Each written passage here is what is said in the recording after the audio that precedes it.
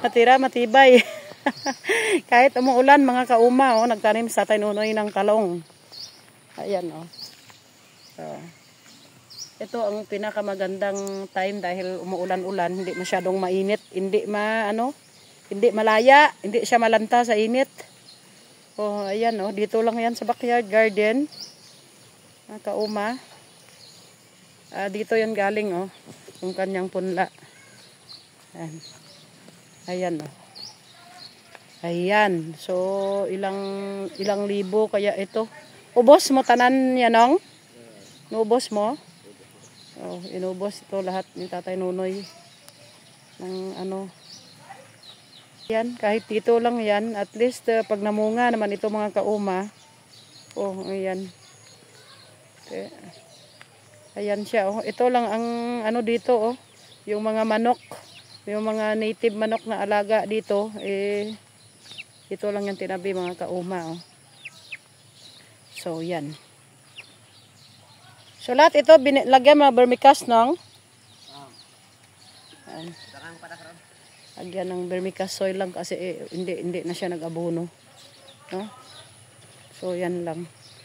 So, at least, no, ang ganda ng panahon, blessings rin itong ulan. Dahil, makaka-adjust agad itong bagong tanim na talong. Ayan. Ang nilalagay ni Tatay Nonoy dyan ay ang vermicast soil. Ayan, oh, parang abono na niya. So, that's it, no?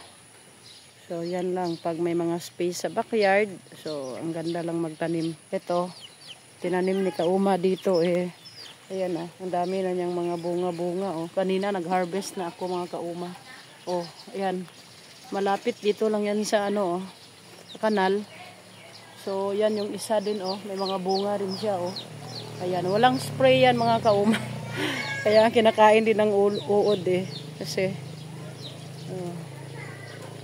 so yan lang ang kagandahan. Ako natumba na yung ko, yung beans doon. Ayan yung mga chicken na ito, oh, native. So yan yung aming mga friendly forces dito na naninira ng aming mga tanim. So mamaya lagyan yan Tatay Nonoy ng mga screen para hindi sila makapasok. Ulan. A few moments later. Kahit basa yung lupa, nagdilig pa rin si Tatay Nonoy sa mga bagong tanim niya doon na na talong. Dahil for sure na para hindi malanta siya dahil lumabas na si Haring Araw, oh. Ayan, no?